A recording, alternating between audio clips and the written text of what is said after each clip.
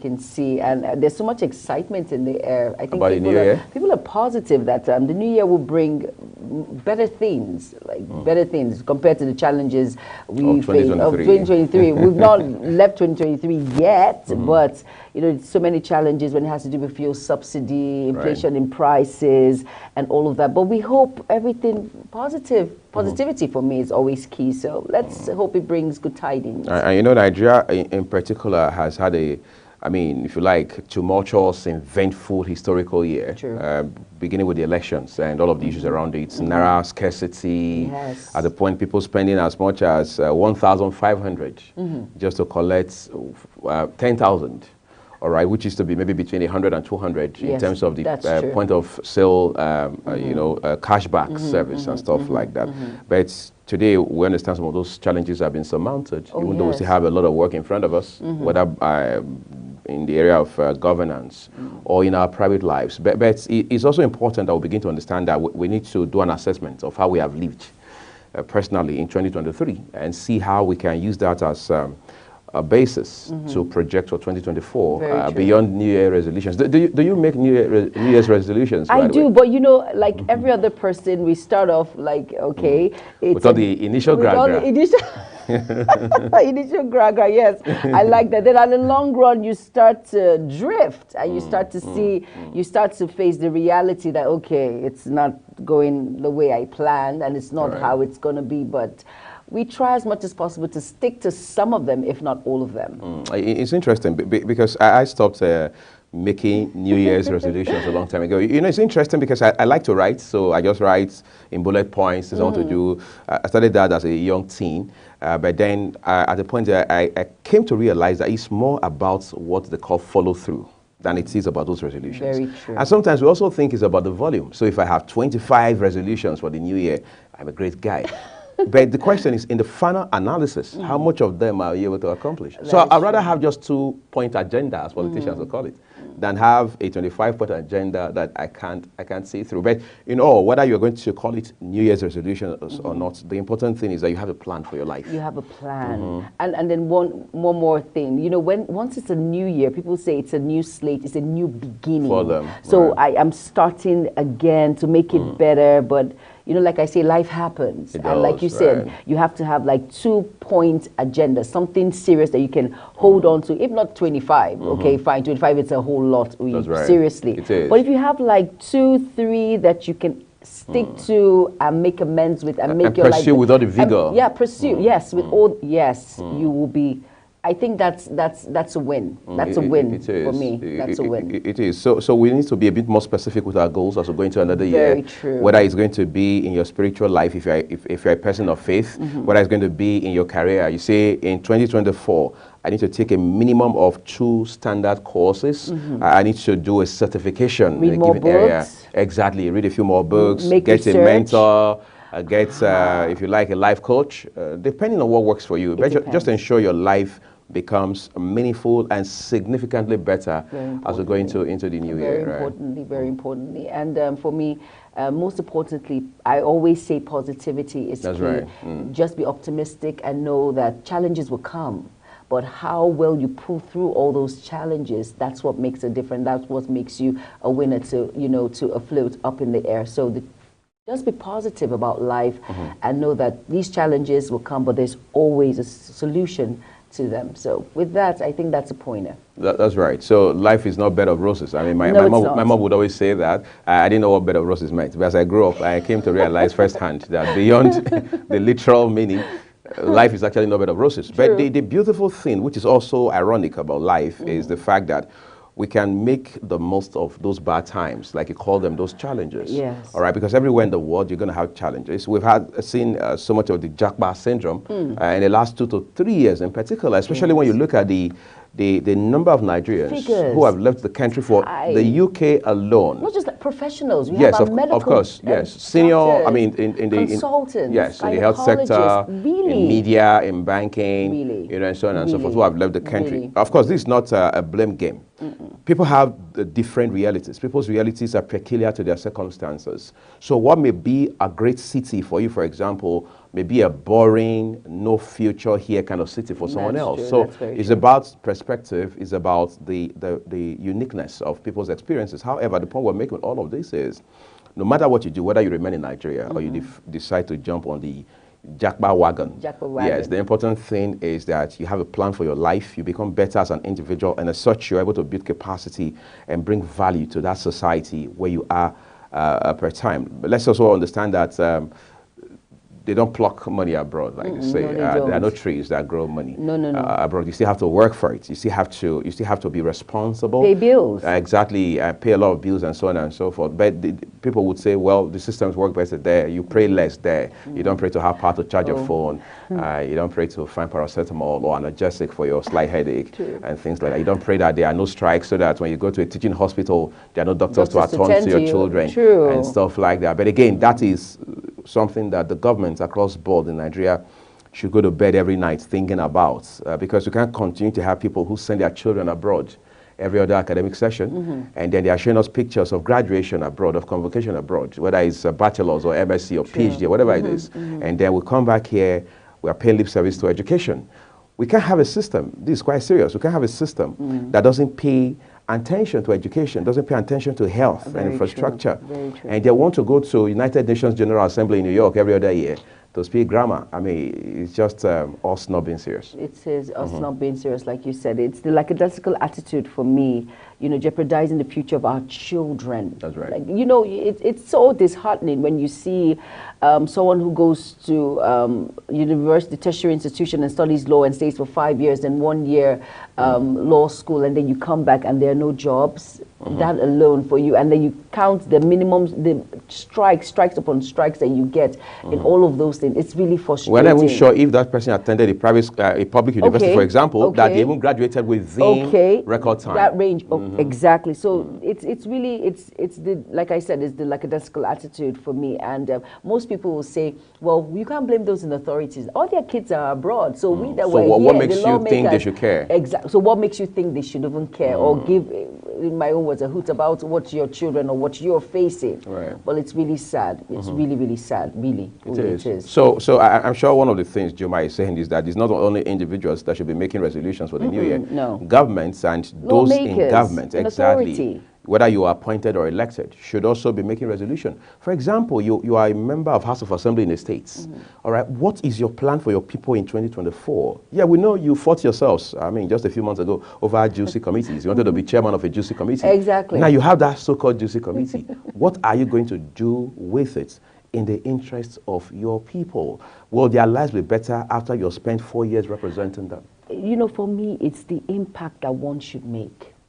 The impact on the lives of the individuals you are representing. Sometimes these lawmakers, so-called lawmakers, forget that they are the mouthpiece of these people. Individuals that vote you into power actually look up to you. They are looking at you in the eye to speak on their behalf. And when you don't get that, it's something that that is why you see all of these issues. You see parties going against each other. You see rivalries here and there, because, you know, lawmakers, those in authority that are supposed to represent, do not do the right thing at the right time. It's interesting, but then Nigerians too must begin to understand that we need to take our destinies in our hands. We need to begin to ask questions. You see, it's a potpourri of problems, now that we're talking about lawmakers. I mean, I know a few lawmakers, for example, whether it's within the State House of Assembly, the House of Representatives, or senators in particular. I mean, every time they are in town, especially for those at the National Assembly, right, when they come back to their constituents and they are visiting, of course, they have their homes there amongst their people. You see the way crowds would besiege those homes. What for? There are those who are rolling out drums, the Hallelujah boys who are hailing the man, chair, clear road for chair, as they say in Pidgin parlance. All right?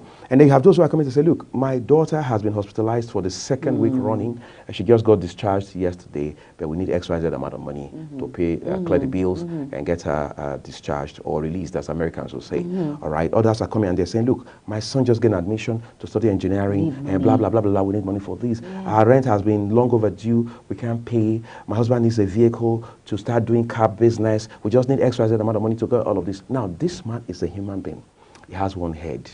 He's supposed to be representing them. He's not supposed to be a Santa Claus or Father Christmas. True. He's not supposed to be the one giving them handouts. But does the man have a choice now, really? Because the man is not being judged by the quality of the laws, you know, the emotions that he has brought to the floor of the house. He's being judged by, when I had a problem, did you come through for me? When my daughter needed a job, did you provide one? When I needed to gain admission, when I needed to join the armed forces, when I needed to join the police, did you recommend? You know, so those are the criteria, those are the basis by which the man is being judged. Now, what does the man do? If you're in the man's shoes, what do you do? No, that is very simple. You know, it's easy when I give you fish and then teach you how to fish. Are people ready to? I mean, are you going to force people to learn how to fish? You can take a horse to the river. Wait, let me. You asked me a question. Right. And the truth is, that's where empowerment programs come into play. There's so many people, like you said, the examples you gave. The one that has lost his job, the one that the husband needs a car, the one that the daughter is hospitalized, this and this and this. Empowerment comes to empower people. You see, you cannot please everyone. You cannot do everything for everyone. You're not God after all. No, you are not. And you see, you're not God after all. And that is why there's some set of people that you will help in the long run, teach how to give back. You give back through empowerment. Help them build capacity. Build capacity and then say, it's not just for you alone. It's for you to also give back. It's stressless, as in it takes the weight off his shoulder. But some of our lawmakers want to just hoard everything to themselves. Including keke and grinding machines. Oh my goodness. Sometimes go to the houses that are given to them. They take, I don't want to mention any name, so I will not be quoted. Like there was a particular lawmaker at a point some years back that in the house that was allocated to him, took everything, including the curtains, the chairs, and everything, to his hometown, not leaving anything for his private residence. Exactly, not his private, the residence that was given to him. Yeah, he took everything from there to his private residence. His hometown. So in his hometown. So what do you make of that story? Now, what you sit back and you see all of these things. So most of our lawmakers, like you said, resolutions, please make impact. Empowerment programs. Help the needy and explain to them. It's not just for you. It's for you to make a difference, just like how I have made a difference in your life. That's right. Easy, easy peasy, like the white man was saying. It's so interesting how that these politicians know every nook and cranny of every neighborhood. Yes. During campaigns, during rallies, during that period when they come to ask for votes, come to beg, I should say, for votes. But once that vote has been given and they get into office, it becomes a different kettle of fish altogether. I understand that we have tastes and texture when it comes to you like food. I keep asking you because the other day Sharon got me to go eat what's it called? Yamarita? Yes. Oh, Yamarita, the one with the yam and the eggs. Yeah, the egg wrapped around it. Yeah. It was interesting. Was it nice? It was a great experience. I like that. We understand we have taste and texture coming up shortly, and of course we'll be looking at big stories for you here on the show this morning. Several issues. I mean, Nigeria has seen so many interesting times within this last 12 months of 2023, but there's a big story really about the power sector and the issue of subsidizing power in Nigeria. We understand we have quite a number of discos. Last time we checked, we had about 11 distribution companies.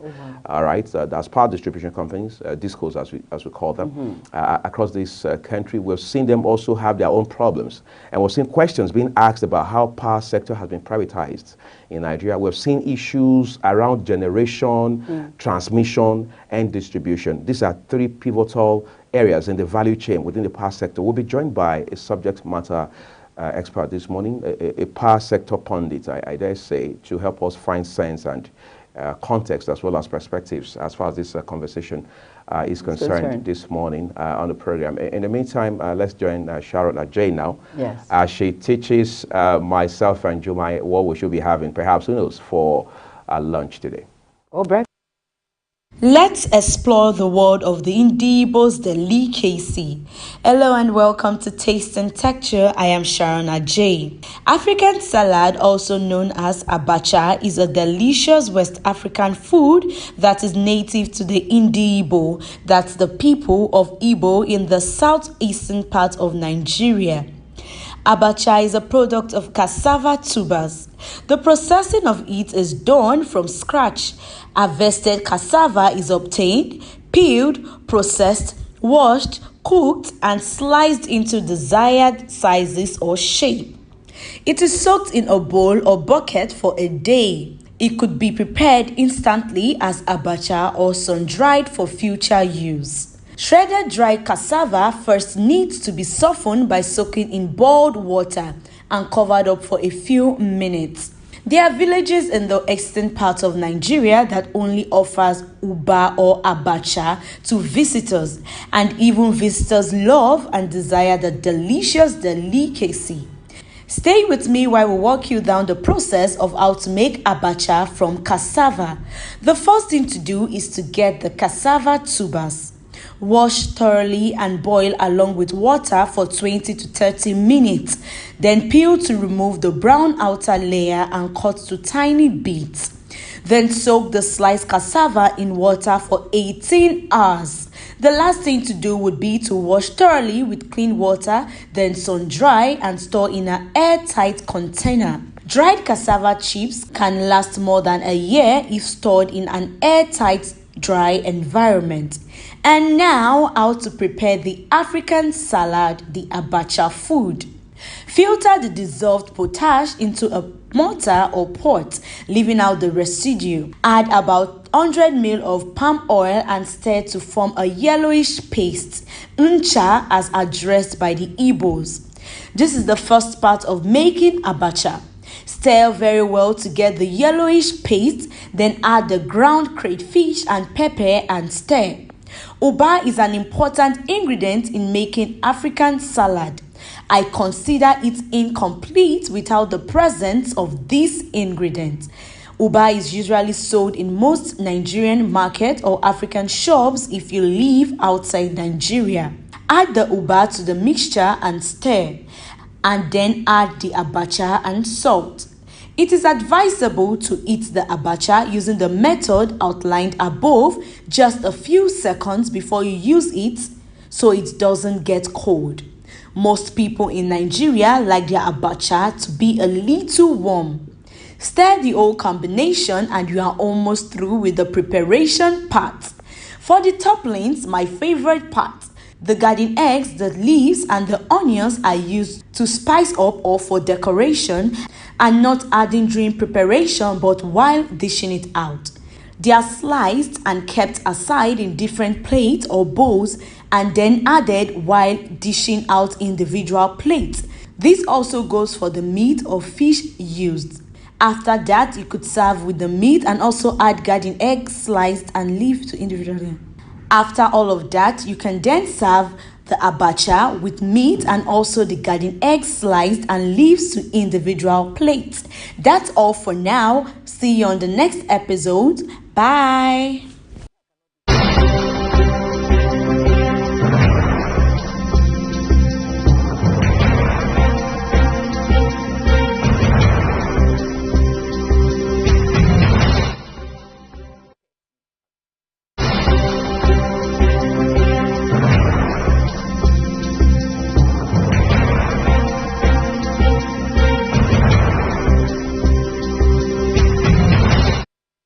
I'm trying hard not to say what Jumayel told me about that abacha.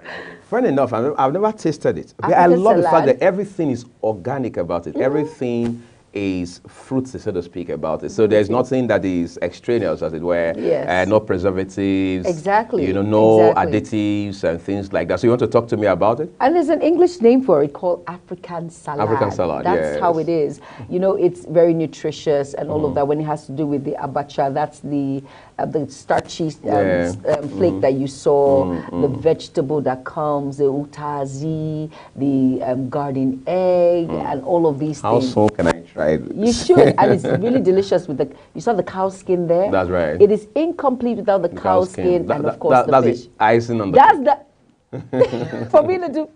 Yeah, I can imagine. It's the icing on the cake. It is so delicious. I think it's something I should try out recently. I have a lot of Igbo influence in my life, so I'm sure that should be enough reason to want to try it out. One of the things that have happened to Nigeria this 2023 has been the economic challenge. Fuel subsidy was removed. Fuel price shot right through the roof. True. Nigerians had to pay through their nostrils to, either fuel their vehicle or to jump on public buses or take taxis and so on and so forth. People started learning how to trek. In fact, I noticed a few persons who now had to form a small cluster of trekkers, and it was really working for them because somehow Nigerians find a way to survive. Yeah, we always do. We always find a way to get by. And that is why when we leave the shores of Nigeria, when we go abroad, we can always create that balance. We'll always scale through. It doesn't matter whether it's very cold or we always find a way to adjust. I'm sure that's why Nigerians in most countries, even within Africa, are accused of coming to take the jobs meant for citizens. Especially South Africa. We're not taking your jobs. We're just being who we are. We're industrious. We're innovative. That is we know how to weather the storm. We make a crazy, worst situation look good, and we make business out of it. You know how funny it is, how Nigerians always use the negative and create something really funny out of it. Right. And that's just the thing, just to keep ourselves happy and keep ourselves moving. So at least there's good side and there's a bad side when it comes to Nigerians. It's interesting. And to think that, I mean, at the point, there was a meme on social media was saying if you survived a particular government in this country, you deserve to be given a certificate. And we saw people bringing up some digital certificates from nowhere and putting their names on it to say, I'm a survivor. I'm a survivor. That may be a joke. but quite frankly, in real life, but it's true. People have had to deal with near-death situations. Yes. For many people, almost on a daily basis, for families, for individuals, even for businesses. We know how many businesses almost folded up. We know, of course, we know those that practically folded up in this country. But the interesting thing, Joma, is the fact that even for most of those business owners who did have to fold up, look at how they came back a different way. Look at how people had to switch lanes in terms of their careers. Very true. In the middle of a bad time, whether it was recession, whether it was COVID-19, whether it was the EndSARS period, whatever it was, Nigerians have always had cause, had the courage, had the grit to lift their heads high above the water. That is true. That is true. You've just said it. You just spoke the words out of my mouth. That's the thing about Nigerians. We always find a way to keep our head up despite the storm. Right. So it doesn't matter what we might be facing now. You know, there's some people that will tell you it doesn't matter what we're facing when it comes to the fuel, when it comes to a cashless policy, or whatever is going to creep up or come up. Like Anthony's made a statement. Yes, he said anytime you hear from the World Bank, you know that it's going crazy again. It's going crazy. There's something about, like the prediction about what is going to happen, about the famine and poverty in a couple of states right now, which is a big story already. Kaduna, and all of these states, some states, about 6 of them. That's right. You see, when you hear such a statement, some people are like, okay, let me just prepare. And some will just shove it, okay, it's one of those things. It will come, it will go, and we'll be all right. Nigeria will sure be all right. Definitely. Maybe Nigeria, especially the grit and the courage that we have, should be studied at Ivy League universities. Who knows? I mean, that's just me thinking, by the way.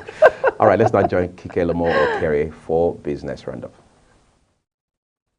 The NGX has reported an incredible performance in 2023 with a year-to-date return of 44%, the best return since 2020. However, despite the performance, it was quite a tumultuous landscape as this was flurry of exits starting with Adova Petroleum finally delisting in July, while new listing in the NGX contributed about 179 billion naira in 2023. The listed companies have withdrawn over 224 billion naira from the NGX market capital. However, this dynamic has been overshadowed by the market resilience displayed in share price growth. This departure, while impacting NGX market dynamic, foreshadow further changes with pending exits by companies like PZ Nigerian PLC and GSK Consumer Nigerian PLC.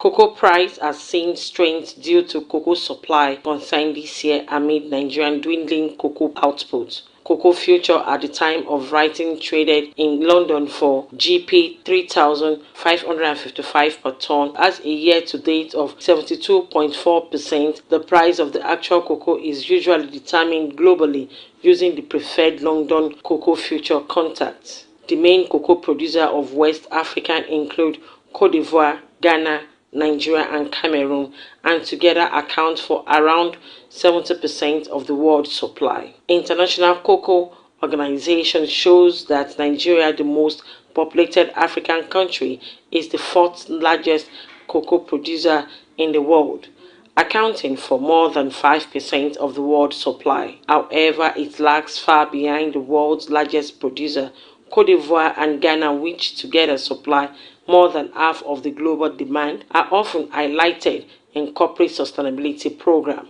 Nigerian cocoa harvest is expected to fall below 300,000 tons this year as aging tree and pest infestation reduce yields. World Bank trade data and Nigerian Export Council reveal more than 60% of Nigerian cocoa head to Europe and about 8% to the United States and Canada. The Central Bank of Nigeria says it has recovered 264.0 billion naira from borrowers under its development financing program in the first 6 months of 2023. According to the bank half-year economic report for 2023, this was 27.4% higher than the 207.33 billion naira recovered in the same period of the previous year. The CBN gave fewer loans in the first half of 2023. The Apex Bank further noted that it lessened the pace of its intervention loans compared to the previous year. According to the bank, it released 331.33 billion naira in the first half of 2023, less than the 513.13 billion naira fund released in the same period of the previous year. Kike Lomo Okeri, Global Television News.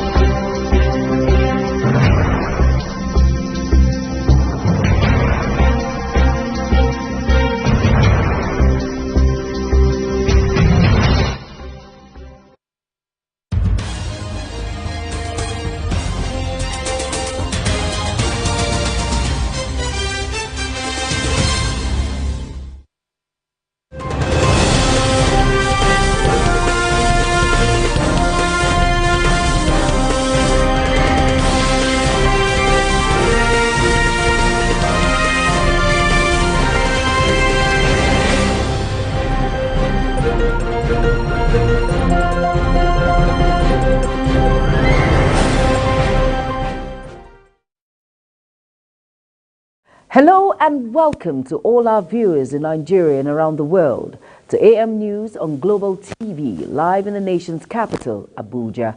I am Jumai Manson. Now the news in full. The death of Governor Akeredolu and the swearing in of Lucky Aiyedatiwa as the substantive governor of Ondo State. A commissioner and 2 aides of the former governor have resigned their appointments. Those who resigned on Thursday are the Commissioner of Infrastructure, Lands and Housing, Aminu Rami, and Special Assistant on Photography to the former governor, Olawale Abolade, and the Senior Special Assistant to Akeredolu on Special Duties and Strategy.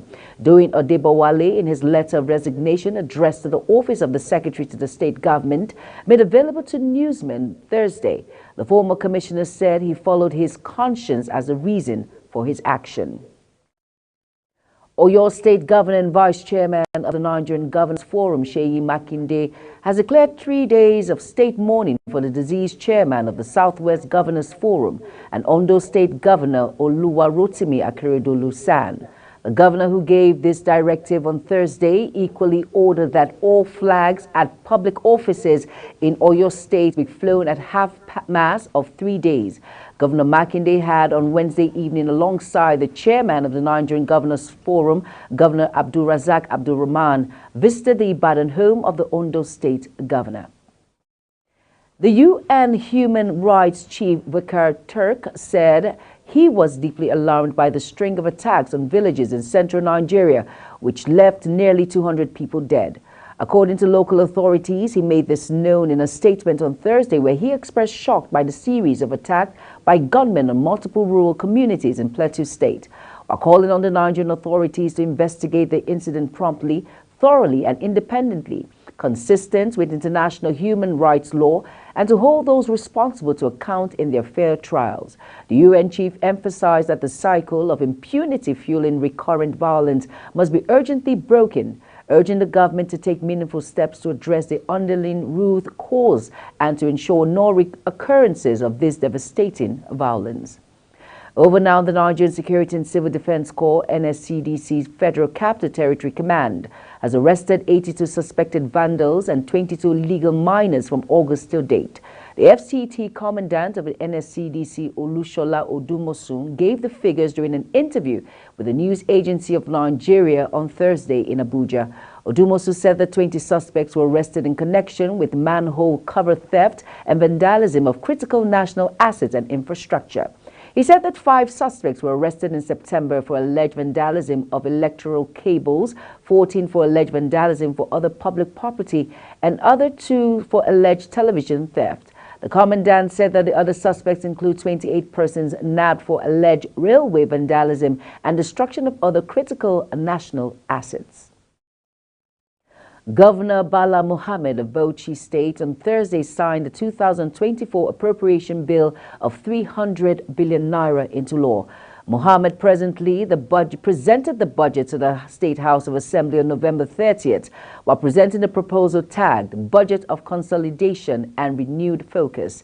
He assured the lawmakers that the budget will be fully implemented. Mohammed lauded the Speaker and members of the State House of Assembly for the timely passage of the budget and appreciated them for their commitment and effective scrutiny of the budget. He added he has followed with keen interest the legislative processes which ensure that all ministries, departments and agencies were invited and thorough appraisal of their submissions was made. Further stating that the honorable members have had no break since the day they presented the budget till the final consideration was made.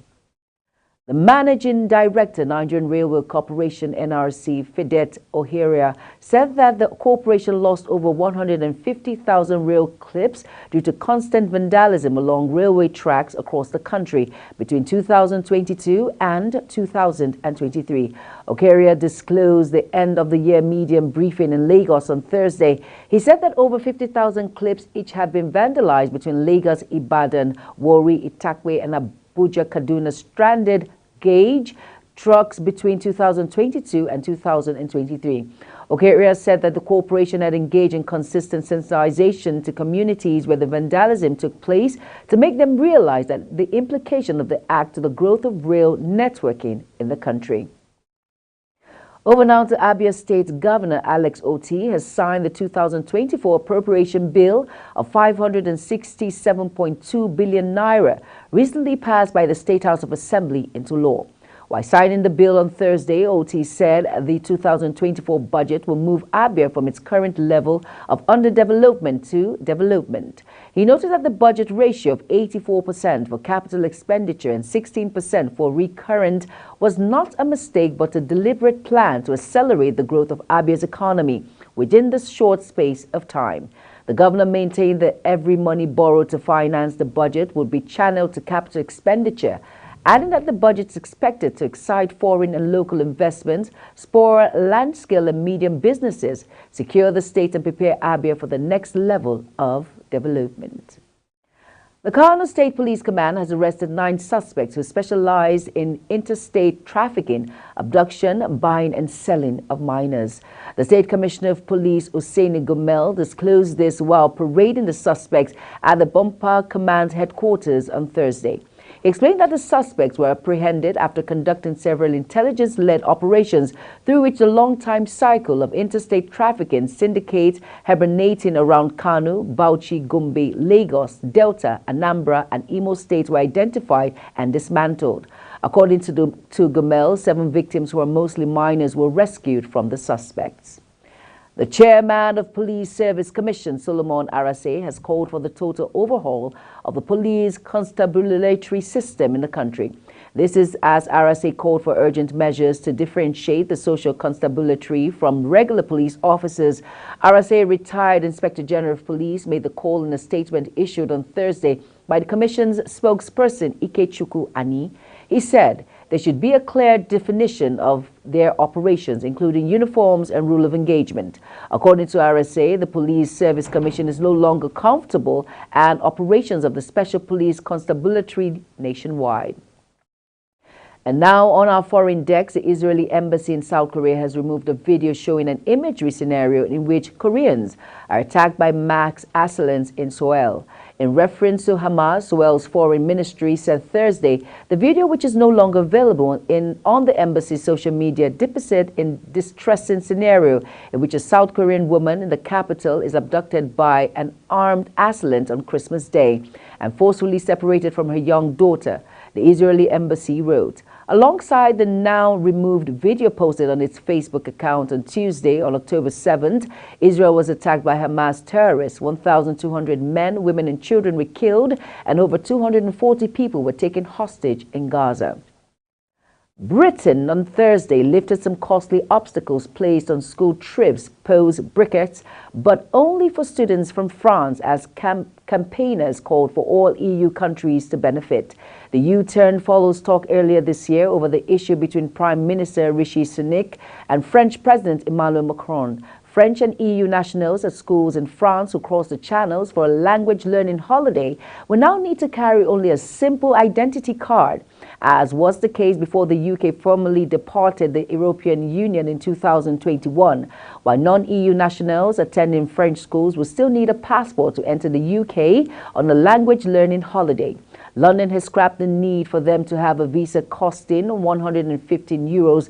British Educational Travel Association, which has seen demand for school trips trouble since Brexit, described Thursday's changes as a positive step ahead, while urging the UK government to expand them for the entire European Union.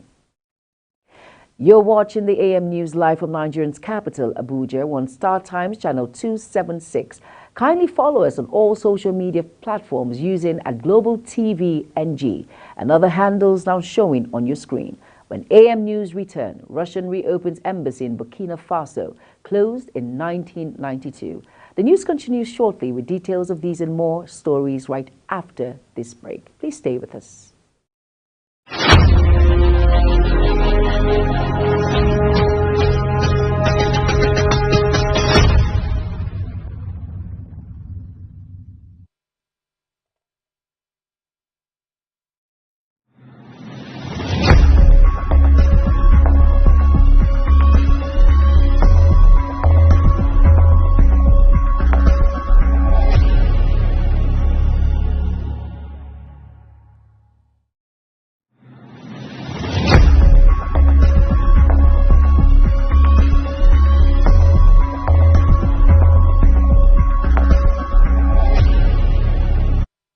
You're welcome back, and if you're just tuning in, this is Global Television bringing you live broadcasts of AM News.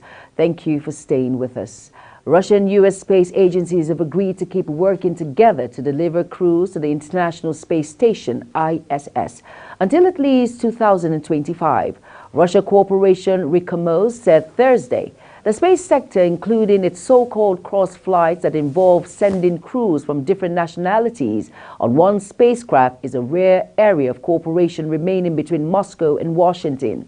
Since Russia sent troops to Ukraine, it also aims to guarantee the presence of at least one representative of Roscosmos on the Russian segment and the presence of at least one representative of NASA on the American segment. Russia said in April that it planned to use an apparent reversal of an early announcement to quit the Britain laboratory after 2024. Still on, Russia on Thursday reopened its embassy in Burkina Faso after a gap of nearly 32 years. The West African nation's government and a Russian diplomat said the mission was closed in 1992. The Russian ambassador to Ivory Coast, Alexis Stalkov, said Russia President Vladimir Putin would name the new envoy. The Burkina is named and described Burkina Faso as an old partner with whom he has solid and friendly ties. Burkina Faso last year experienced a military coup, both triggered in part by discontent of failures to stem a raging jihadist insurgency. Meanwhile, a Moscow court sentenced a poet on Thursday to 7 years in prison for reciting verses against the Ukraine campaign during an anti-mobilization protest last year. Artyom Kamardin, 33, was sentenced alongside Yaroslav, 23, who also took part in the protest and received a sentence of 5 years and 6 months. Just before his sentencing, a smiling Kamardin recited a poem that refers to poetry as gut-wrenching and is often disliked by people accustomed to order. Russian authorities have detained thousands for simple acts of protest under the offensive in Ukraine, with criticism effectively outlawed. Kamaldeen said his detention was particularly violent, claiming that officers raped him and forced him to film an apology video while threatening his partner. Over now to the Corporate Affairs Commission. CAC has granted an extension for companies to submit their annual returns, allowing for a reverse timeline from 1st January to 1st of April 2024. This was disclosed in a statement by the Commission on Thursday. According to CAC, the extension was granted as a result of glitches on the company's registration portal, as well as a difference to the micro, small and medium-scale enterprises MSME sector. The CAC recently released a circular stating their intention to delist 91,843 companies by the month's end by neglecting to submit their annual returns on the Commission's website. However, the Commission highlighted that the penalties are currently on hold for companies who fall within the bracket of earlier deadline of January 1st, 2023, given that the deadline for submission have been extended to April 1st, 2024. Nigerian companies entered the final quarter of the year with a cash reserve of 2.3 trillion naira, the largest cash balance in recent history. This data was compiled from over 30 of the largest companies listed on the Nigerian exchange over the calendar year from January to December. The data excludes commercial banks and insurance companies whose business models allow them to receive cash on behalf of their customers. The cash balances of the companies under consideration represent 27% increase from 1.8 trillion naira reported as cash and cash equivalents at the end of 2022. These companies reported total revenues of 8.05 trillion naira in the period under review. The cash balances underscore the liquidity of Nigerian companies in the year fraught with microeconomic challenges and subsequent monetary policy tightening. However, this year, the economy recorded its highest money supply in history, surpassing 66 trillion naira by the end of September 2000. It was also among Klinsmann's 26-man selection for the tournament, which kicks off in Qatar on January 12. Son will captain a squad that includes Bayern Munich defender Kim Min-jin and 23-year-old Paris Saint-Germain attacking midfielder Lee Kang in South Korea. Have been drawn in Group E and will face Malaysia, Jordan and Belgium in the first round. Greenix had the Swiss midfielder who spent 7 influential years at Arsenal is poised for an emotional return to the club. Reports indicate that Axker has arrived in London and is expected to be present at Arsenal's clash against West Ham at their home ground during his tenure with the Gunners. Axker notably played a pivotal role in their bid for the Premier League title last season, narrowly missing out on the championship despite his integral contributions, leading Arsenal back to the Champions League. Surprisingly sought a move back to the Bundesliga, joining Bayer.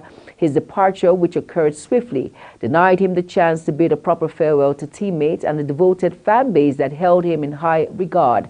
However, his return fixture against West Ham provides an opportunity to reconnect with his former colleagues and the supporters who embraced him during his time in North London. Nigerian footballer Asisat Oshoala on Thursday presented her award to President Bola Tinubu and First Lady Oluremi Tinubu in Lagos. Asisat won the African Women Footballer of the Year, an annual award for Africa's best female player. The award was confirmed on Asisat in December by the Confederation of African Football. Asisat has won the award a second 6 times. She said the presentation was in recognition of the support of the first couple towards her successful outing in the year, and she appreciates the President and the First Lady for giving her the opportunity to present their work to them, adding that they came in and actually helped the team out, and especially in the area of monitoring after the tournament. And that's it on AM News, and it comes to you live from Nigeria's capital, Abuja, on Star Times channel 276. Kindly follow us across all social media platforms using at Global TV NG and other handles now showing on your screen. I am Jumai Manson. Thank you for watching. See you again.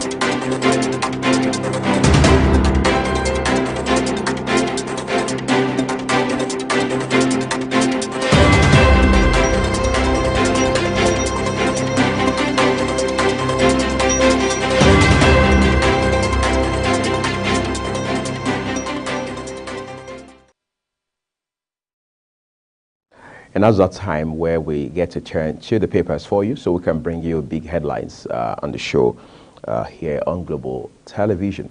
We turn out attention out to Nigerian Tribune to see some big stories there. Incidentally, the Star story is a reminder of the heartless killings in Plateau State, all right? So it's Plateau killings. Human lives seem to mean nothing anymore in Nigeria. That's JNI, all right?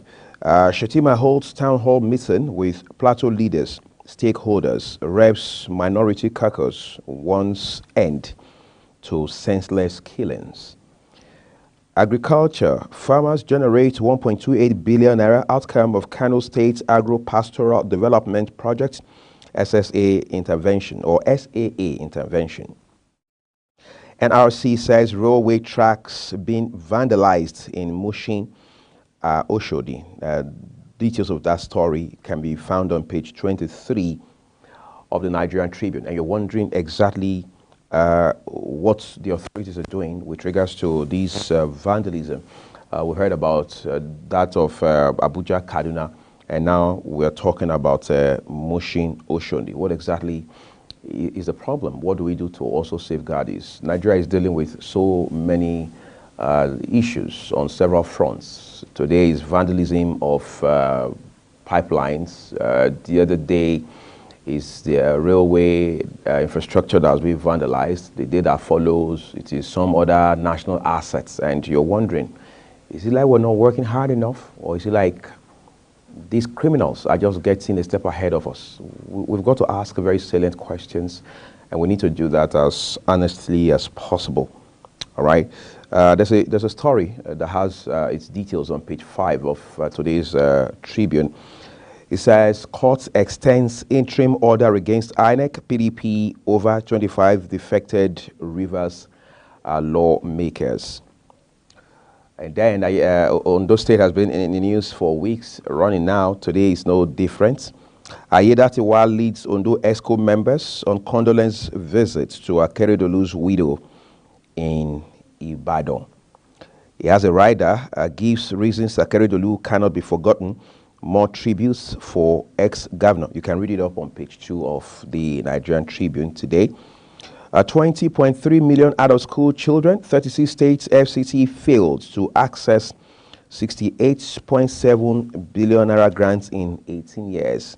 That's according to UBEC, Universal Basic Education Commission. Only Osun, Niger, Taraba, Sokoto, Enugu, Ondo launched 10.6 billion naira counterpart fund in 2023. Falana seeks direct distribution, threatens litigation. All right. We understand the Daily Trust has a couple of stories, headlines for us as well on the front page of it. So let's go look at those real quick on the Daily Trust newspaper. We'll begin with the 3 headlines just right beneath the nameplates of the Daily Trust. We will maintain 3,500 naira cement price January 2024. That says that's according to BUA. 2023, despite diversification move, non-oil exports still lag behind. Plateau killings, survivors narrates ordeal as 148 confirmed dead in Bokos. All right, we understand Ladi Barkin is another local government into which these senseless killings had spilled as well. Bandits gave 7-day ultimatum on abducted Zamfara varsity students. Threatening to kill 3 girls if colleagues not released. Negotiates to save our daughters, parents tell FG. That's on page 4 of the Daily Trust newspaper. Ondo, more Akeredolu's appointees resigned as after Ayedatiwa takes over. Well, some of them have said it's on account of the loyalty that they owe to the former governor who is now deceased. They say that's one way they can respect and honor his memories. All right. Borno government seeks justice for driver killed by soldier over bribe. Court extends interim order against INEC, PDP over 27 defected Rivers lawmakers. Okay, let's see Media Trust Group reorganizes for accelerated growth. Shekarau now acting GCO, editor-in-chief, print. Okay, that's great news for Media Trust Group. All right, but we need to also look at the Punch for you. Punch with the star story on the front page of it, Punch newspaper. It says Plateau Massacre, that's on the Punch newspaper. Plateau Massacre, invaders right community threaten fresh attacks, UN demands probe. Okay, attack notice sent to community soldiers got 37 distress calls during Saturday's attack. That's according to Middle Belt Forum chieftain. Police treats intelligence reports on impending attacks. UN human rights chief seeks end to killings, impunity. Excuse me. Okay, but at the top we have a headline here with us with a picture of the newly sworn-in governor of Ondo State, talking about Lucky Aiyedatiwa. Says 5 Akeredolu's men quit Aiyedatiwa's cabinet. Governor shops for deputy. FG can generate 10 trillion naira from non-oil assets, according to tax panel chair. So what are we still doing? We should start already. Okay. And then on page 24, there's a story there that says combats insecurity. FG tells 47 new generals. All right. Then as we draw closer to the foot of the front page of the Punch newspaper, it says Tinubu hails Oshoala, says Nigerian women resilient, shining globally. Constabulary tarnishing police image needs separate uniform. Arase, 37 jailed for internet fraud in Ogun, Oyo. Revive moribund farm settlements. Afe Babalola tells Tinubu. And then This Day newspaper is our next point of call today. Let's see what This Day has got for us. Right above the nameplate of it, it says to boost power supply, TCN receives 7 new power transformers in Lagos. All right. What's more, despite Nigeria's 20 million out-of-school children crisis, states fail to access 68 billion naira UBEC fund. All right. We understand only just a handful of states have been able to remit turning their counterpart fund. So what happens to the other states? Tinubu to Governor Aiyedatiwa, take charge, mobilize Ondo people to move states forward. It has 3 riders there. New governor visits Akeredolu's family, vows to keep his legacies. Ondo, Oyo declare 3 days of mourning. Jonathan Atiku, Oshimbajo, Abiodun Oti, others mourn ex-governor Namba. Dangote's $20 billion refinery gets 3rd crude shipment, may start production in January. Been a long time coming. The earlier we get production on the road, the better for us as a country. 4th shipments on the way, company gearing up to commence operations at 350,000 BPD. That's 350,000 barrels per day production capacity or outputs. And then there's the headline on the foot of This Day newspaper. It reads, Tinubu, democracy must address poverty, creates opportunities. Of course, we can't say that loud enough, okay? But we have Leadership Friday as well. That's our next paper for you, Leadership Friday, one with a picture just above the nameplate of Leadership Friday. Has a picture of Governor of Taraba State. It says no hiding place for bandits in Bauchi. And then another one says Rivers Assembly Court extends order against INEC, others.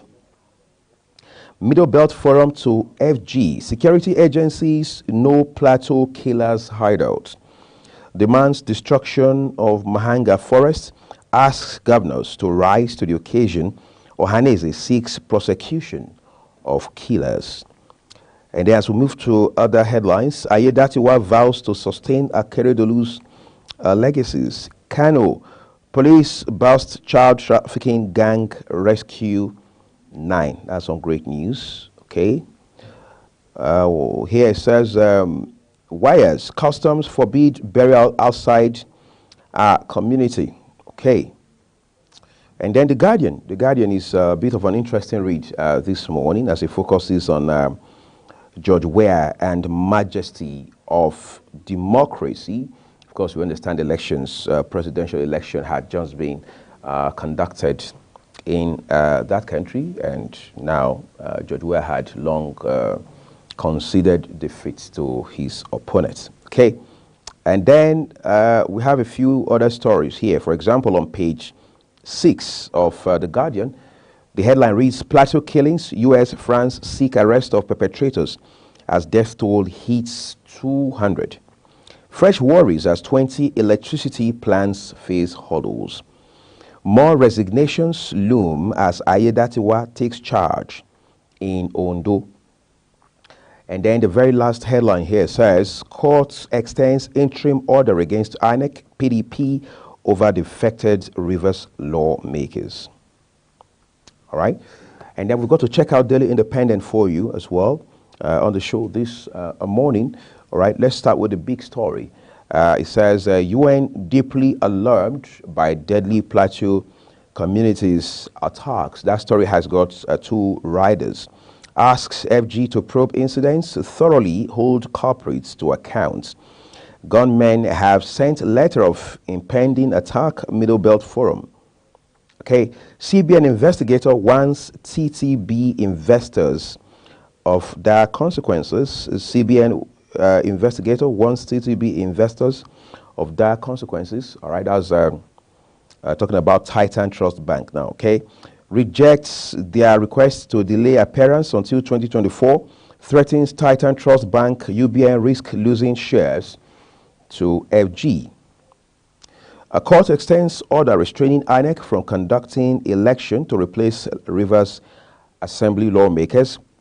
We intend to keep our promise of 3,500 naira per bag of cement. But that's a story had been brought to you earlier. Again, FG to shut section of 3rd Milan Bridge for repairs. Shetima calls for peaceful coexistence amongst citizens. INEC elevates 55 deputy directors, 5,141 others.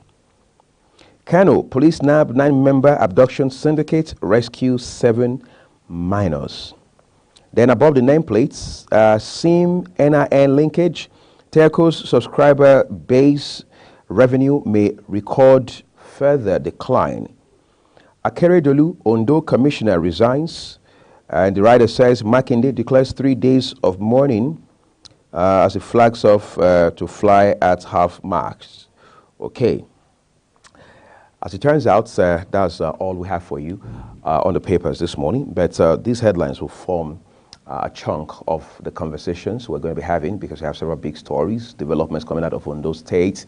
And now we're hearing that over 200 people have been recorded to have died from the attacks in Plateau State, especially in Bokos. Of course, we understand that massacre, that mayhem had also spilled into Ladi Barkin. All right, and then we have stories around what's happening now with the special investigator appointed by the president a few months ago to look into the dealings of the CBN and our two banks, the Union Bank of Nigeria and Titan Trust Bank. In the spotlight, we'll look at details of those in the course of the show this morning. In the meantime, Anthony Mamodu of our sports desk now has a wrap of sports stories for you. Hello sports fans, welcome to another exciting edition of Sports News Update on Global Morning. Let's begin with the big stories making the rounds in the world of boxing. Let's tell you that Alexander Usyk insists he has no doubt that he will beat Tyson Fury in their undisputed heavyweight showdown in 2024. Usyk and Fury will finally face each other for all 4 heavyweight belts on February 17 in Saudi Arabia, and with the fight less than 8 weeks away, the Ukrainian has revealed he is already dreaming about winning. Fury has gained a reputation for winning the psychological battle with his opponent before their fight to give himself the edge in the ring. At his opening press conference with Usyk last month, Fury hurled a series of insults at his rival, labeling him a rabbit and a sausage, while also trying to intimidate him at their first face-off. Usyk managed to keep his cool, which only appeared to fire up Fury even more. Reflecting on how things have panned out, Usyk believes he already has the mental edge over the Gypsy King. And moving on to transfer matters, let's tell you that Bayern Munich are reportedly ready to make an opening offer for Manchester United defender Rafa Varane. The defender has struggled for regular playing time at Old Trafford this season, making just 5 Premier League appearances, with the likes of Harry Maguire, Victor Lindelof and Johnny Evans often starting ahead of the 30-year-old. This has led to speculation that he could leave the club, with reported interest from Saudi Arabia and former club Real Madrid, where he could potentially replace the injured David Alaba. And Spanish newspaper Sport claim Bayern have now entered the race. The German giants have injury problems of their own, will be left even more light as Kim Min-jae and Nusai Masaru leave to take part in the Asian Cup and African Cup of Nations respectively. Sporting director Christophe Rohn has already confirmed that the club will be on the hunt for a defender in January, and Sport claim they are willing to pay around 20 million euros for Varane. And moving to the EPL, Tottenham have been handed another major injury blow after Angel Postecoglou revealed Christian Romero will be sidelined for up to 5 weeks with hamstring strain. Romero was replaced at halftime during Saturday's 2-1 win against Everton after complaining of muscle discomfort, and he was sent for a scan after the game. The result confirmed that he will be ruled out of Tottenham's upcoming games, with Postecoglou delivering news of the setback at his press conference. Tottenham face Brighton, Bournemouth, Manchester United and Brentford in the Premier League over the next 5 weeks, while they also set to host Burnley in the FA Cup. Romero could miss all 5 matches, having already been absent for 3 games this term after serving a suspension for being sent off against Chelsea last month. And wrapping it up, Cristiano Ronaldo scored twice from the penalty spot as Al Nassr beat Al Ittihad 5-2 in the Saudi Pro League. The clash provided a reunion for former Real Madrid teammate Ronaldo, Karim Benzema, who joined Al Ittihad in the summer transfer window. Al Ittihad took an early lead through Abdulrazak Hamdallah in the 14th minute, but Al Nassr were soon awarded the spot kick, which Ronaldo dispatched down the middle to level 5 minutes later. Talisca sent Al Nassr ahead in the 38th minute, but Hamdallah equalized 6 minutes into the second half, and Ronaldo scored from the spot again in the 68th minute to retake the lead and bag his 53rd goal of the 2023 season. Al Ittihad were reduced to 10 men in the 66th minute when Fabinho was dismissed, and Sadio Mane struck in the 75th and 82nd minutes to seal victory. And that's how we seal up Sports News Update for this edition. I am Anthony Momodu. Thank you everyone for staying with us. That was Anthony Momodu there, just giving us a highlight of sports in news. But then we have more for you by way of updates regarding sports in the course of the show this morning. And then more importantly, Anthony will be here at 10 o'clock Nigerian time to bring you interesting sporting stories across the world of sports. This morning, it turns out Anthony is live on the show with me this morning. It's good to see you. Nice to be with the senator. Well, maybe that's you just predicting now. Are you saying I should consider 2027 or 2031? I think 2031 it will be too far. Okay, like so 2027. I've noticed in Nigeria you have to start early, so that first of all you break the ice, then the people begin to get to know you. Then you become visible. The political parties, because the first time when you come out, but political parties will want to take a big chunk of your pocket out first. Even though those pockets are not very deep yet. Yes, but they will still take it out and make you believe you're going to win. After taking it, when you come back next time, they will now begin to by the time I would have received my baptism of fire. So all right, so let's wait for that baptism while the sermon continues. That's just us getting to crack ourselves up. But basically, Anthony, I mean, I've watched you the last couple of days discussing the Plateau Mayhem on your shows here, and it sends chills down the spines of people because I mean, it's just crazy how the toll just keeps climbing. Today we're hearing that the death toll has hit 200. And yes, Plateau has always been challenged, no doubt about that. But this is a new law in terms of insecurity in the country. I think if you remember, in the last 4 years, this same episode has reoccurred, the same timing, and it's always two local governments that has been attacked at the same time, always at this Christmas period, and the military men are always missing in action. So it tells you there's something consistent about it, and it has some religious coloration to it, because there's this talk about the Fulanis saying they own specific areas of Plateau. And there's this threat that they must get that part of Plateau back. And so you begin to feel like, okay, maybe the security agencies are working in tandem with these people, because every time they strike, they seem not to know. We know things about gunfire. It's not a knockout like we say. It's a loud sound. And if it's been done for an hour plus, and the security agencies didn't hear it, and they were not informed, and they couldn't come back in Ladi, they couldn't get to Bokos when these killings were occurring, it means definitely the military has been compromised. And also, if you also look at the fact that the governor was also accused of taking sides while he was in power, to also get the benefit from the APC and all that, you want to believe that definitely looks like something is amiss. This time around, looking at the fact that it happened in Bokos again and back in Ladi, and that's your local government. It's always the centerpiece where they're always carrying out this mayhem. So it just goes to say that the military has been compromised. The leadership of the Middle Belt Forum is now saying that, I mean, of course, they have said the corporate should be brought to book, which is how we usually respond to things like this. But beyond that, they are saying that the military had received over 2,000 calls. In fact, they specifically said 37 distress calls. So are we saying all of those calls went to waste? So it tells you, it supports what I'm saying, that the military has been compromised. They definitely just turned a deaf ear to those calls. But why do we always turn to the military? What happened to the police? Because they're the ones that are in the forefront. The police will tell you, if you look at the Nigerian police, yes, they are supposed to be the first call of security. First responders of some kind. But we've seen over time that they don't play that role. Just a normal distress call of armed robbery, they will tell you they don't have fuel in their cars.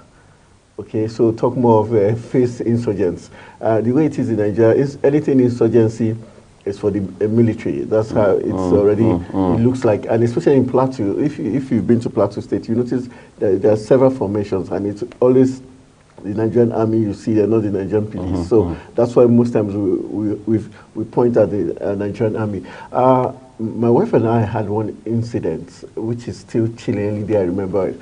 We were traveling from Mango, around those areas this thing occurred, to Georgetown. Our car broke down when we were about entering the Georgetown proper. So there was this military man. He told us, okay, that this thing looks like fuel. We should go to a certain house to buy fuel. So while we were going, I noticed he kept pointing one particular house we should go in. But what happened was, when the door was open, someone stepped out. Like, I noticed people sitting arranged on the floor. So immediately I had ghost pimples. The first thing that crossed my mind was like, kidnapped. Like, these people were kidnapped. So immediately so when immediately he turned, it was like, because he thought, okay, we were close to the house, we should just go in. Immediately he turned, I just told my wife, we're not entering. Is that a good idea? Let's jump. So we walked past the house and started running back to the car. So the next thing we noticed him calling. He was not walking fast. We should come back. I was like, we don't want to buy the fear anymore. But I noticed he was insisting. He was insisting that you should come back. The luck we had, when we entered the car just started. So the engine started, and that's how we zoomed off. So what I'm trying to say, there is a conspiracy. You have no idea what would have happened if you got into the house. Because, imagine peeping through a door and you see people sitting on the floor. It's not usual. It's not normal. And for him to keep insisting and almost leaving his security post and wanting to walk us to where... This is an army officer? An army officer, a soldier. So, and it showed there was something desperate about that. And for him to return back and was now trying to urge us to still come back. So it just feels there's something, those in So it's that episode it keeps ringing in my head every time I remember the crisis in Jos. And if you've been to Jos, you know that the Jos sites, the Jos people are very loving people. It's a very peaceful place. But what is happening, obviously, you know that these people mean business. The Fulanis or whoever are the people, carrying out these killings. And it's very obvious they're in connivance with the security people, because they can't tell me they didn't hear gunshots. Before 200 people are killed, you must have expended a lot of shells of bullets. Right. Before 221 houses are burned, flames must be in the sky. So are they saying they never saw any flames in the sky? There was no call to them. No intelligence prior to that time. Even the police never heard anything. The vigilantes in the area never called anybody. I think they're not being honest with us. If the CDS is being honest, I think whoever the commandant in Jos and every other person should lose their jobs already. We should be saying. I think as a country we should do better, because amongst several other concerns now, this is just it's just a painful, heart-piercing reminder of how that we place little or no value on lives now. I mean, you'll be shocked how in a few days everybody will move on and act like this never happened. And the next thing you know is there's another one. And we pray that doesn't happen. However, the only way that never gets to happen is if we take responsibility now and do something about it. Are we just going to say we condemn it in strong terms, we are against it, and then everybody goes to bed or everybody returns to their normal business?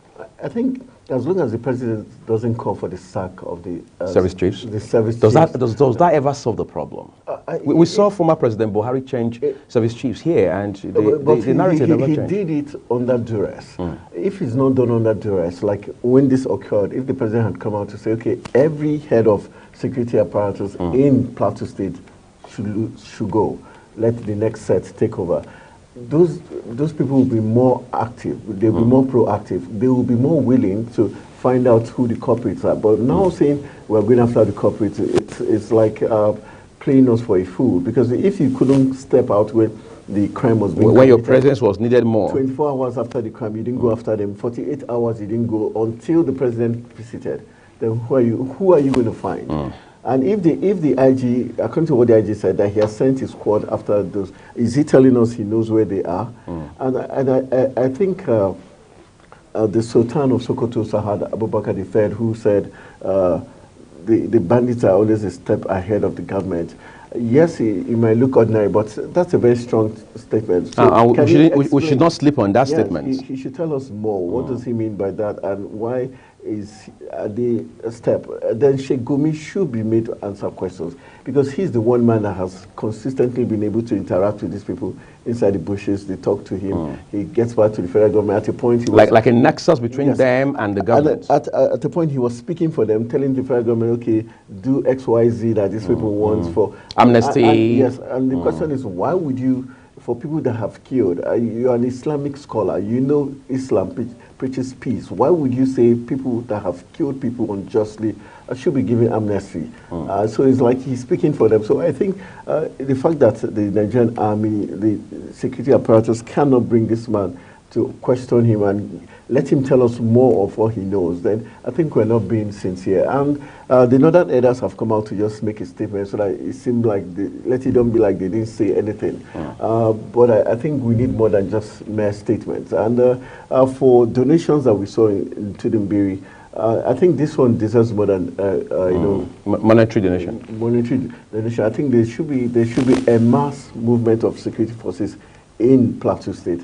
This should be the last time we see such because this is the third year in a row this same thing is happening in Rio local government area. And I think also Governor ex-white governor of the state, now Senator. Yeah, I think he has questions to answer. His silence is disturbing, is irritating, and I think he's marks of someone who has more of his personal interest than the people of Plateau. So I wonder what he's representing in the Senate if he hasn't said a word, and if what is happening just after he left office is fair enough for him in his own eyes, because I expected him to have visited the current government to show solidarity. And regardless of party differences. Yes, tell the present government, okay, this is the roadmap, this is what you could do. Because if this is still happening, then there's so much questions to be answered. No, I see the reason. Somebody told me a few weeks ago that he doesn't.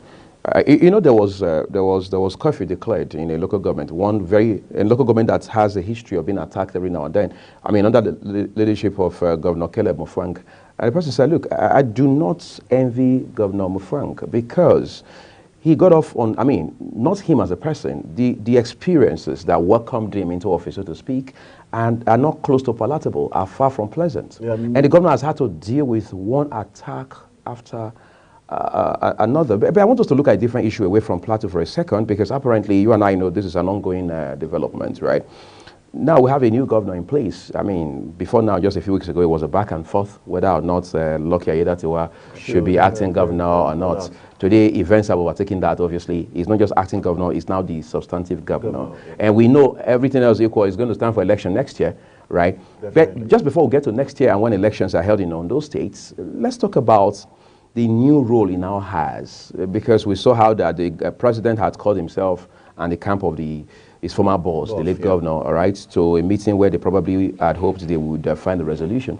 But now the president has sent him a different message altogether. He says, gear up for leadership, unite your people, and move your states forward. Let's talk for a minute about the challenge in front of him. I think the challenge is enormous. First of all, he has to deal with those who were on this side of the former governor. The former governor, because definitely what he means that they, like we say in Nigeria, they've removed food from their mouth, technically. Including those who voluntarily resigned? And he's going to have fresh enemies. There are those that are going to be desperate to want to see him fail. Yeah, discredit him. Then on the path of those who also were backing him before fate eventually played into his hands, who feel like, okay, it's our turn. He deserves to reward them, and if he doesn't reward them, they become his arch enemy and turn against him. Then there's also this battle about, okay, who he's going to pick as his deputy, because that's going to be another. He's shopping for one already, but he can't pick you because you are not from Ondo State, apparently. Yeah, obviously, but it's going to be more difficult for him because now his party would want to play a role to say, okay, we supported you, so this is who we want. On the flip side, there are those who personally he knows were there for him, who he feels, who he had worked with as a deputy, who he feels, okay, this person has got the potential, but the people do not know him, so he's going to be at loss. How do you sell such a candidate to them? Then he also has this battle of, okay, I want to, like the president has said, unite your people. He wants to get from maybe the other camp just to assuage them, make them feel okay. So now he's going to be caught in between. Then he's now also going to look at the fact that going forward, I intend to keep hold of this office. So now who are the key kingmakers who would help me succeed in my re-election as governor of the state? So now he's caught in 4 different places. And so that's going to make it really very difficult for him. Then with all this, he needs lots of funds. Right. To execute all this he wants to do. Beyond monies from Cocoa. From Cocoa. Now he needs the House of Assembly. So now he's now going to... That was not with him the whole time he was battling his former boss. That's beef he had also divided the House of Assembly. So those that were with him and those that weren't with him, that's going to be another kettle of fish now. How he's going to bring them together. In the interest of the states. The interest of the state at this point would not be counting to him, because right now he needs to secure his seat. He needs his political survival is very important. Very important. So, and he needs the kingmakers. Definitely. He needs also the president's backing technically. So he'll also be getting words from the presidency. Even when the president doesn't send a message, those in the corridors of power who will be acting on behalf of the president will be sending messages to him. So he's going to be divided in many fronts. So it's not going to be very easy for him, because for whatever he's going to do, he needs the backing of the legislature, like I said. And so it means he will want to play ball with them, whatever they want, he will want to give to them. Like we saw I think he's a Niger State governor who said the speedy passage of his 2024 appropriation bill was unprecedented, and so because of that, it's very funny. He now says, "Okay, I promise you, is it in 3 months? 3 months. Your will be rehabilitated. Will be ready." So it shows like tit for tat. So you can imagine that kind of So that is what's going to be playing out in Ondo State. And Ondo State, we also have to remember there are lots of elites there who also have interest. So it's going to be a very tricky one for him, but this is going to be baptism of fire. However he gets around this murky waters in the beginning, we tell how well he's going to get re-elected in the coming days and weeks. I'm not from Ondo State, just like you, but I know a bit about that state. I mean, it's got some of the finest human beings, all right, across human endeavors, whether in or out of politics. But then the question is, now that we understand the new governor, Aiyedatiwa, is shopping for a 2IC, as they say in the military, what should be the ideal? I mean, who should be the ideal candidate? Because we know in the case of former President Jonathan, after his principal had passed on late Yaradua of blessed memory, he had to also shop for a deputy, a vice president, and he had to turn to former Kaduna State Governor Namadin Sambo. All right, we don't know what qualities he had seen in him, but what should be the ideal? I think for everybody who is shopping for a deputy, you know, you're going to shop for someone who is going to be loyal to you. So loyalty first. That's first to number you. One, and someone you know you've got a slight edge over, who's not just going to usurp your position in a blink of eye. Because we noticed there was that fear. When you had to do with Goodluck and former president, there's this fear that, okay, talking about former vice president. Okay, Namadin Sambo. No, not Namadin Sambo. Buhari's Osinbajo. Osinbajo. Yes. There was this fear that Osinbajo had the goodwill of Nigerians, and so if he was given that opportunity to, he would outshine his boss. And before you knew it, that could spare doom. So we saw that a little bit restriction. Especially one time when the former president traveled. Was supposed to see power. Yeah. So he's going to be careful about that. He also knows how ambitious he was when Akeredolu was ill, so he's going to have that in the back of his mind. Do I get someone who is really smart or someone who will be very loyal? Without much of strong head. Yes, because and whoever he gets must be loyal to him. But at the same time, he's going to be scared. How loyal would this person be? Right. So so it means he might not get the very best of persons, but rather he'll get someone who's going to be extremely loyal to him. So it's going to be a very tricky one for him. But whoever the deputy is also will be someone who also will have his own game plan, his own ambition, because he's also going to think, okay, if you did this to your former boss, if I decide to play same cards for you, it wouldn't be out of place. So because whoever he's going to bring is going to be someone who, inside of him, might just decide to play the calm person, but inside he's going to have his own ambition, hoping that maybe some sort of wolf in sheep's clothing. Yes, because he's going to say, okay, you've had your turn, so if you're going for re-election, that person, he'll be hoping that person is not going to do what they call anti-party affairs. So it's good. He's lucky, but he might not be so lucky at the end of the day, because what life is dealing to him right now, too many fronts for him to handle. Yeah, very, very well. But as we wrap up on that, I understand there's election in that state for next year. PDP is very strong in Ondo State, no doubt about it. Incidentally, the current governor is a member of the APC. And then you're wondering, what could be his chances? We may say it's too early to want to look at all of those, but the optics are always very clear as to where the pendulum will swing ultimately, because like I said a while ago, he would, I mean, in all likelihood, stand for election in 2024. And again, PDP is strong in that state. As it stands right now, APC is a divided house in Ondo State, unless we want to stay and lie to ourselves about that. How will those elements play out in the final analysis? I think that's another challenge he's going to have, the party politics in the state. If, as divided as APC is, if his rivals or the factions who have not been with him until now, right, if they are that strong, they might decide to defect to the PDP, and that's going to embolden the PDP against him. And all they have to do is just get a very credible, a very lovable candidate. And that's going to be spare doom for him, because the way it is that he's not, we cannot say he's a strong force when it has to do with politics in Nigeria. I may not necessarily be a darling of the states. Yes, because of the way, the controversy that surrounded his entry into office.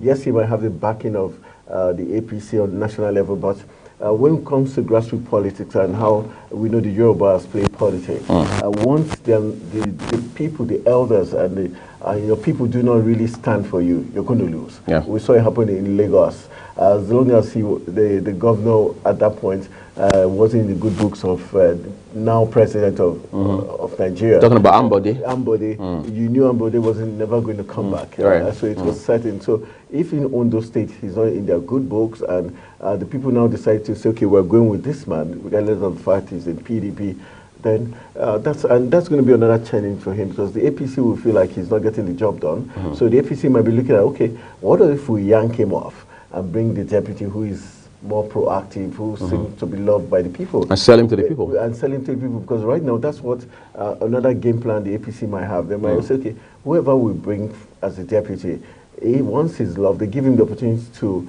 create this good impression on the people, and he's now loved, regardless of whatever Lucky is doing as the #1 man. At the end, they might just yank him off and make him... And project his deputy. So he's standing on very, very sleepy grounds. He has to be very careful whatever decisions, especially whoever he picks as his deputy. He has to balance it with what the party wants at the national level. He has to be in the good books of Mr. President.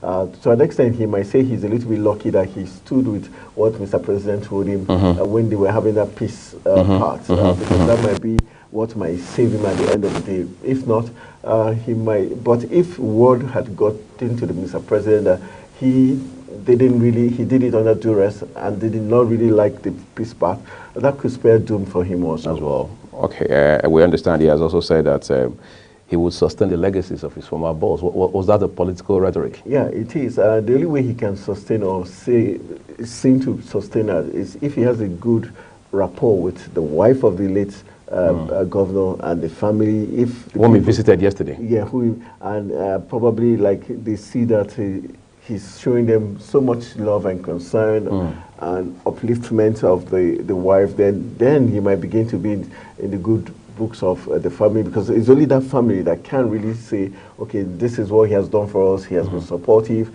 and whatever he says, whatever the wife or the family says is what is going to determine how supportive or how much he's actually keeping up with the legacy.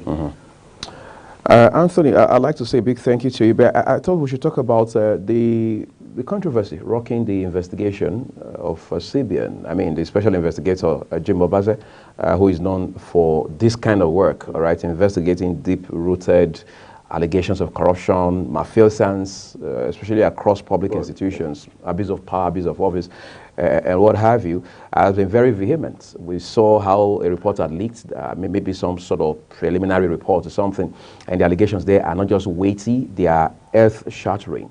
And now we understand he has invited a couple of people from Titan Trust Bank, from Union Bank, and he's telling them, you guys are asking for an extension to 2024. I'm not buying any of that. You've got to show up as scheduled.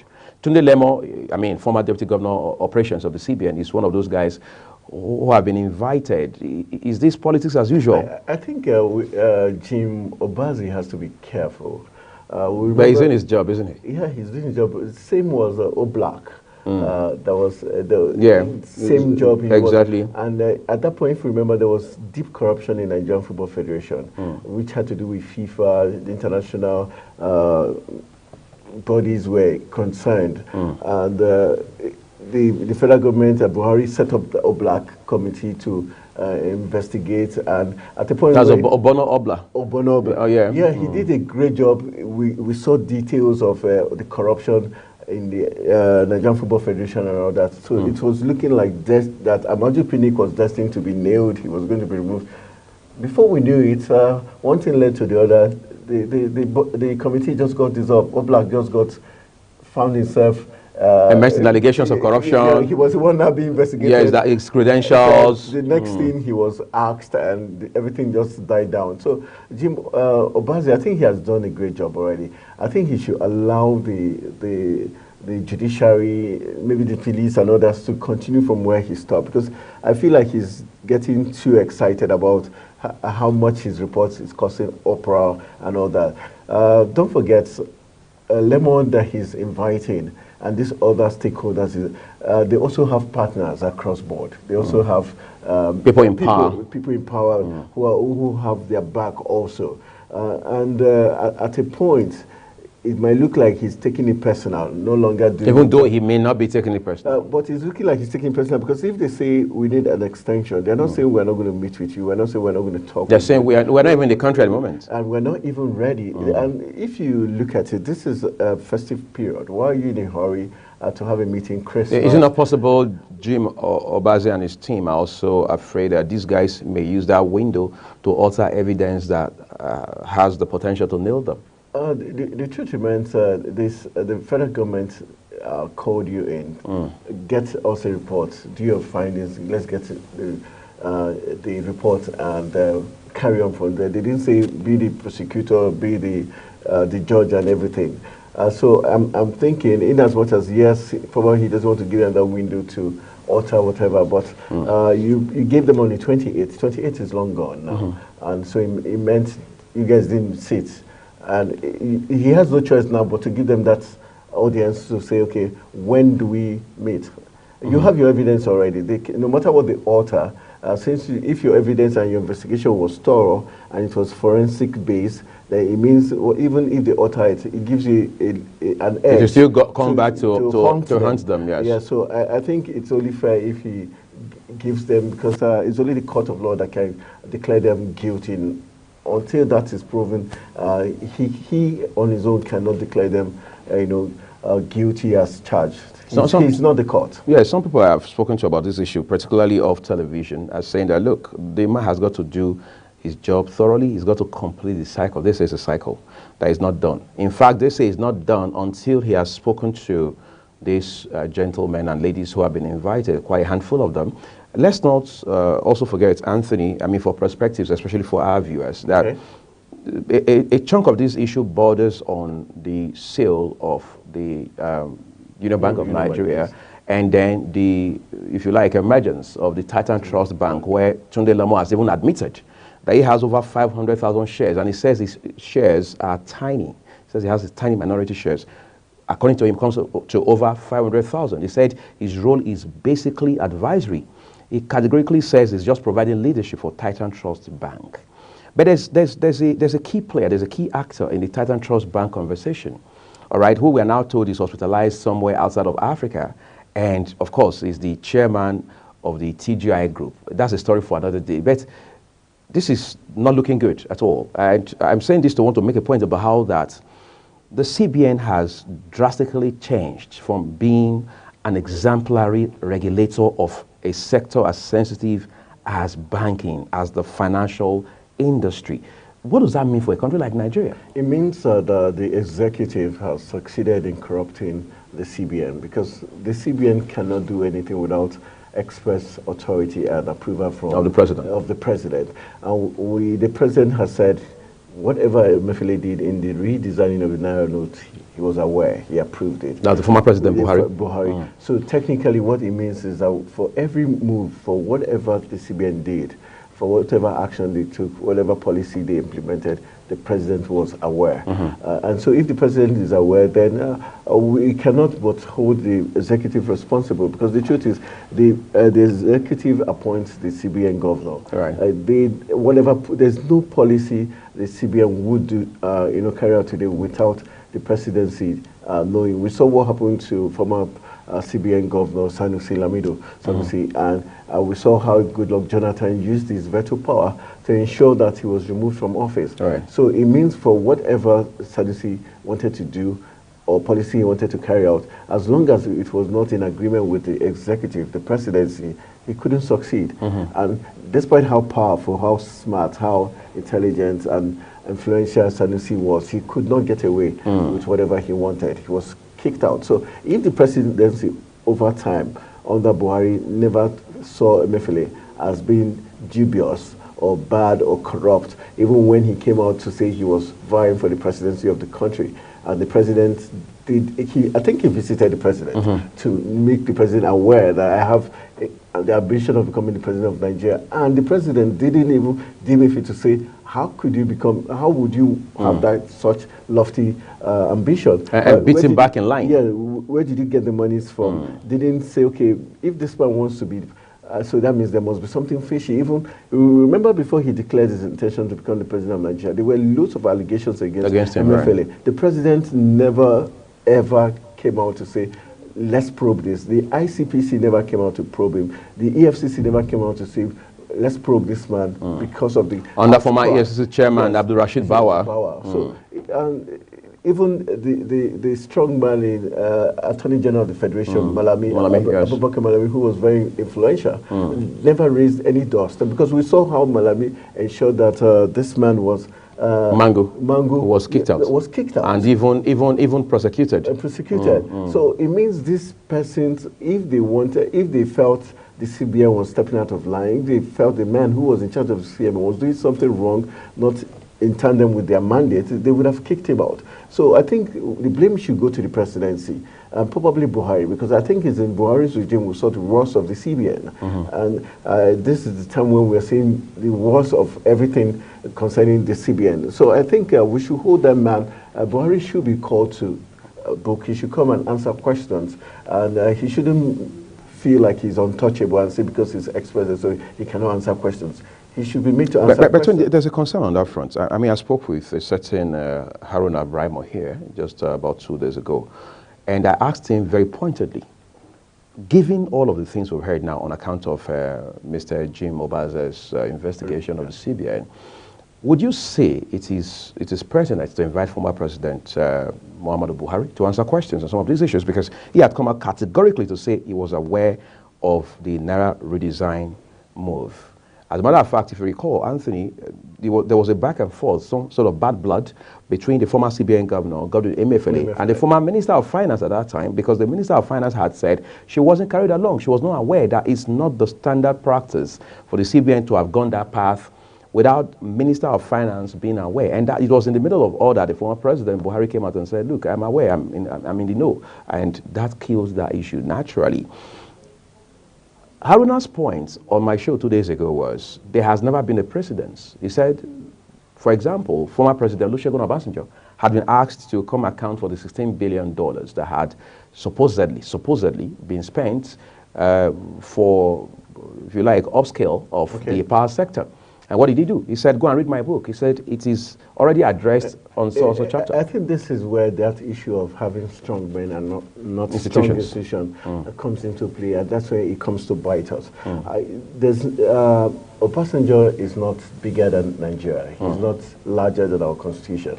So if we're going by what the constitution says, if we're going by what the constitution says, these men can be called. We had Donald Trump being questioned after his reign. He came and answered questions. But when again, they say that America is a different ball game altogether. No, but we copy everything from America. No, we've not copied everything. Like Aruna also said, America does not have chiefs and traditional rulers across the 700 and so of the 4 local government areas of this country. Yeah, but that's our peculiarity, right? That's unique to us. But yes. What we are talking about are very serious issues. So I don't think it's out of place for these men who claim to love Nigeria, who claim to have served meritoriously. Someone like Obasanjo. For me, not to sound rude, but there's certain things about him that for me it doesn't sit well. I feel Nigerians unnecessarily give some people this unnecessary air of importance and make them feel like they can get away with it. They are larger than the country. Yeah, when they say things that are dumb and stupid, you hear people hail it and make it look like it's a word for the marble, which is very wrong. And I think that's why most of our leaders feel like they are supermen, because they say things that ordinarily should get them behind bars. But and they have people who are lifting their hands and hailing them. Hailing them, and the media also now try to make it look like it's word on marble and reference those points. Because I don't see why you say, come explain $16 billion dollars, and you're telling me read your book. your book is not. We didn't elect your book. We elected you as president. You should talk to us. It shows disdain for the citizen. It shows you do not respect tens of millions of them. People. You don't respect them. And who do you blame? The Nigerian people who, the same people who would go cap in hand to meet him, the same Nigerian people who, when it's time to vote, the politicians will go and ask him, who should we pick as, or come and pay home. Come and endorse me. It's irritating because these are not the people going to vote. You are not. So I just think that's where we are mixing everything up. Because, you know, they say it's one thing to have a problem, but it's a different thing altogether to have a problem that has assumed a pattern. Recall, just along those lines too, former President Goodluck Jonathan, all right, had been, as they say, subpoenaed by a court, competent court in this country, when former NSA Sambo Dasuki, yes, was in court. And the former president gave preconditions for him to consider coming to honor the invitation of the court. If our security agencies were up and running, up and doing, and they were autonomous, they were getting funds without getting it signed by Mr. President or anybody, I think he should be, at that point, all they needed to do is arrest him. As simple as that. After all, he's no longer covered by immunity, yes. Oh, we remember how the National Assembly did say, put in a warrant of arrest for Cardoso and Cole recently when they failed to appear. So not because they had committed any crime. But they failed to appear. So if that's the case, and I would have loved to see if they will go through with that threat. Okay, because if after that threat they didn't appear and they didn't go through with that, then it's like the dog barking but never been able to bite. You know, I mean, on account of this now, I'm trying not to get emotional because it is first our country before we are professionals, right? I think it's interesting how that even in this same country we have seen just a few months ago, some of them within 1 year ago, where an IG of police had been, the court had ordered his arrest. The first question I asked when I saw that headline was, who is going to arrest him? Is it the DSS or is it the people under him in the Nigeria police? And then a few months again, the same IG was ordered to be arrested by a competent court. And then in between those two incidents of, warrant of arrest and order to be arrested, a chief of army staff was ordered by a court to be arrested as well.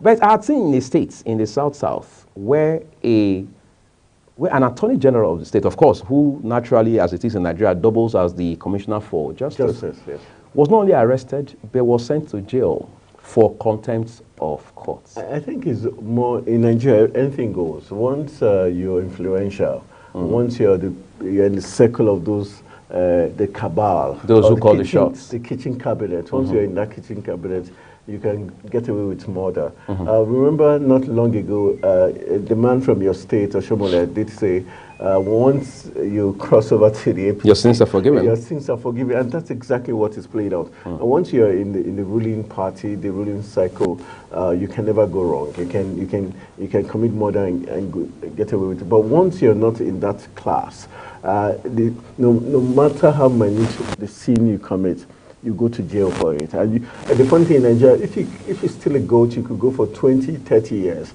But if you steal 500 million, you go for just a year. Because you can get whatever it is to bail yourself. And that's why the judiciary, their rulings are not respected, because they know the same judges are most times compromised to give verdicts.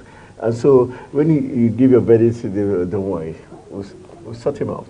So it's very disheartening, and I think that's why there was some couple of years back, the NBS did come out with a report survey that placed the judiciary, the Nigerian police as the two most corrupt agencies in the country, and that just gives you an idea the country where we live in. Interesting. Maybe I should say crazy. But on a final note, this is 2023. Drawing its curtains, on us, and then it's just a matter of 2 days before we are into 2024. Yes, exactly. How do we make the most of these challenges that we have seen in 2023 and become a better country and a better people, a better government in 2024? I think one of the things we do is just keep talking like this. No action. And hoping. The action, the truth is that when you talk this much, there are two things. There will be a group of people who will listen and probably share your thoughts, your mindset, and probably begin to change their views about things. While there will be a group that will be who are naysayers or bootlickers of these men, in quotes, those in the elite, will do anything to come and hunt you down. That's why we saw Dele Giwa being killed many years ago. We see journalists disappear.